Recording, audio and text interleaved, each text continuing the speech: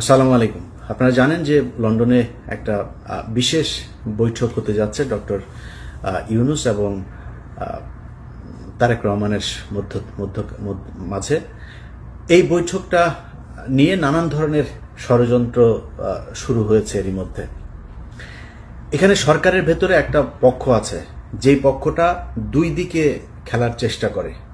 এর মধ্যে সবচাইতে বড় কালসাপ হচ্ছে আসিফ নজরুল এবং মনির হায়দার।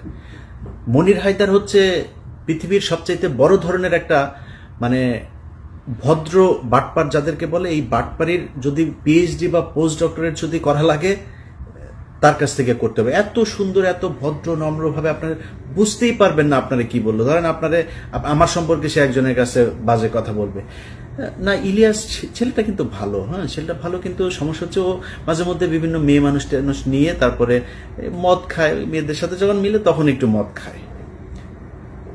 হ্যাঁ, কিন্তু ছেলে কিন্তু ভালো। কখনো ধরেন আমার কাছে যদি আমি যাকে পছন্দ করি না, আমার কাছে জিজ্ঞেস করবেন, আমি ডাইরেক্ট বলে দিই, যা বলা তাকে বলে তারে দিয়ে হবে না। বিশাল গভীর জলের এক মাছ। এরা সব শেষ যখন কিনা সিটি কর্পোরেশনের এই যে গ্যাঞ্জাম হইল। আমি খুব দায়িত্ব নিয়ে বলছি, ইশরাক এই ধরনের ছেলে না যে আপনারা আজ পর্যন্ত দেখেন না ইশরাকের এই চরিত্র, যে জোর করে যায় তালা ভাঙবে, জোর করে যায় নিজেই শপথ নিয়ে তারপরে মেয়র হয়ে যাবে। এই চরিত্র ইশরাকের আপনি জীবনে কোনোদিন দেখেন নাই, এবার দেখেছেন। কেন দেখেছেন? এর পেছনে অনেক কারণ আছে। আমি সবকিছু আপনাদের সামনে বলছিও না, ওইটা নিয়ে ভিডিও করছিও না, যেহেতু আমি এটা ওই আলোচনায় যাচ্ছি না। বাট এই বৈঠকটা হয়েছে উপদেষ্টা পরিষদের।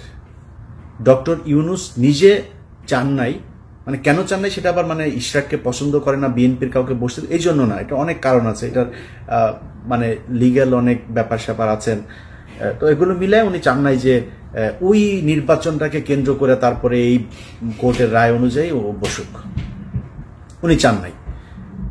তো সিদ্ধান্তটা সব উপদেষ্টারা মিলে নিয়েছেন। এটাকে ইশরাক এবং বিএনপির কাছে গিয়ে আসিফ নজরুল এবং মনির হায়দার এমনভাবে প্লেস করেছেন যে আপনাকে বা তোমাকে বসতে দিতে চাচ্ছে না আসিফ মাহমুদ আর হচ্ছে মাহফুজ আলম। এই দুইজন হচ্ছে তোমার শত্রু, দুই পক্ষকে মুখোমুখি করে দিল। দেখেন, এখন এরা যখন জানলো যে হ্যাঁ ও আমার বসতে দিবে না, তখন হচ্ছে হ্যাঁ আমার কথা শুনবে না।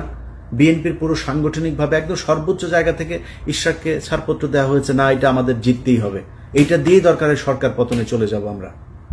মাঝখানে কি হইল? ওইদিকে গোয়েন্দা সংস্থাও পাম দিচ্ছে এই দুই পক্ষকেই, দিয়ে গ্যাঞ্জামটা বাধায় দিল। এমন একটা পরিস্থিতি তৈরি হলো যে ডক্টর মোহাম্মদ ইউনূস শেষে বলল আমি ইতেই থাকবো না। তো ইউনূসকে আপনি যত কিছুই বলেন, এখন আমি কালকে একটা পোস্ট করেছিলাম যে ডক্টর মোহাম্মদ ইউনূস লন্ডনে যাওয়ার পরে এই যে আপনার টোকাই পার্টি, যেটা পলাতক পার্টি এখন সেখানে নানান ধরনের ইটি করছে।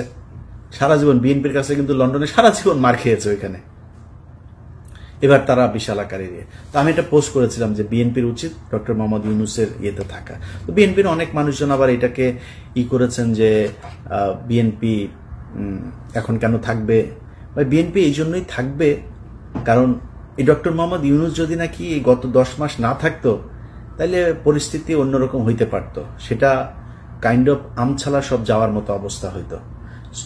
আবার স্টুডেন্টদের সাথে আপনি দুর্নীতি করছে, এই যে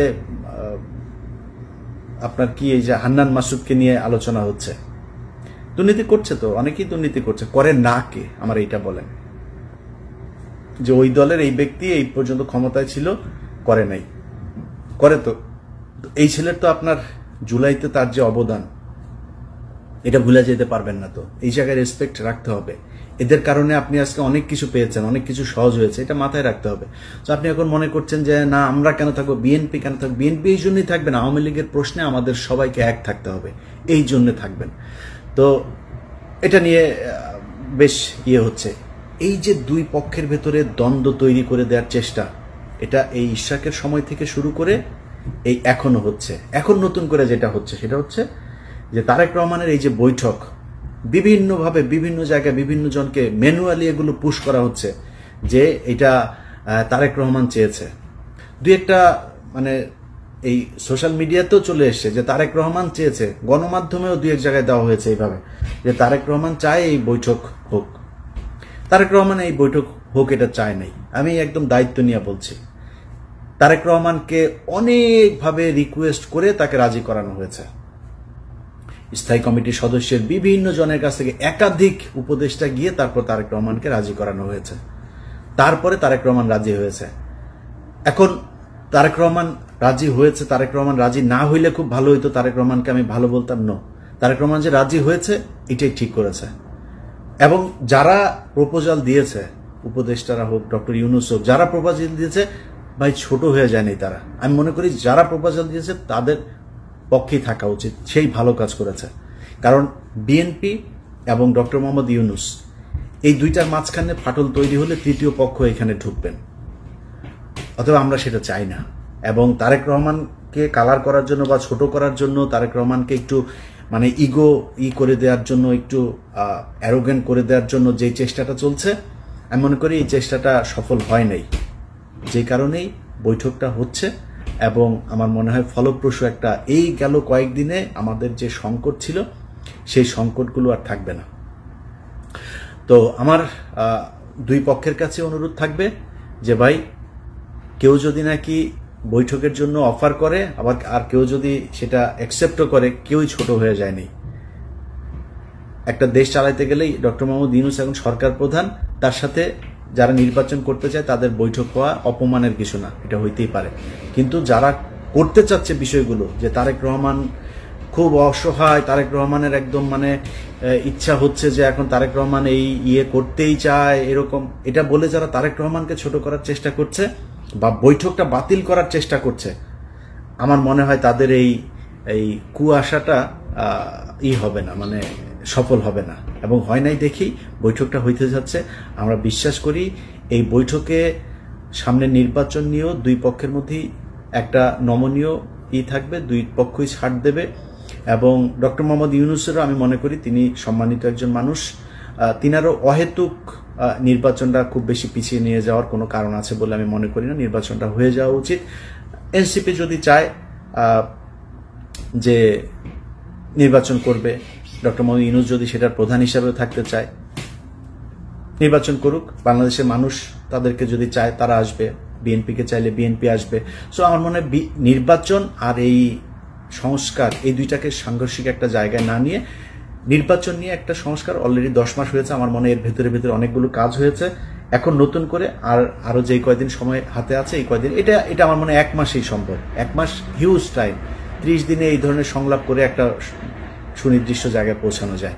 সো আমি মনে করি একদম যেটা দরকার, কিভাবে নির্বাচন হবে, পরবর্তী 5 বছর পরে কিভাবে সরকার পরিবর্তন হবে, এই জিনিসগুলো ঠিক করে নির্বাচনে চলে যাওয়া দরকার। সেটার জন্য আমি মনে করি না যে এপ্রিল বা জুন পর্যন্ত কোনো সময়ের দরকার আছে। বিএনপি যেহেতু চাচ্ছে, আমার মনে হয় ডিসেম্বরের মধ্যে নির্বাচন দেওয়া সম্ভব।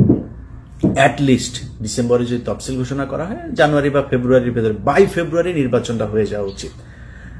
অতএব বিএনপি এবং ডক্টর মোহাম্মদ ইউনূস দুই পক্ষের কাছে অনুরোধ থাকবে, আপনাদের একটা সিদ্ধান্তের উপর বাংলাদেশের অনেক উন্নতি হতে পারে, ক্ষতিও হতে পারে। সো আপনারা সেই সিদ্ধান্তগুলো খুব সাবধানতার সাথে নেবেন বলে আমরা বাংলাদেশের মানুষ বিশ্বাস করি।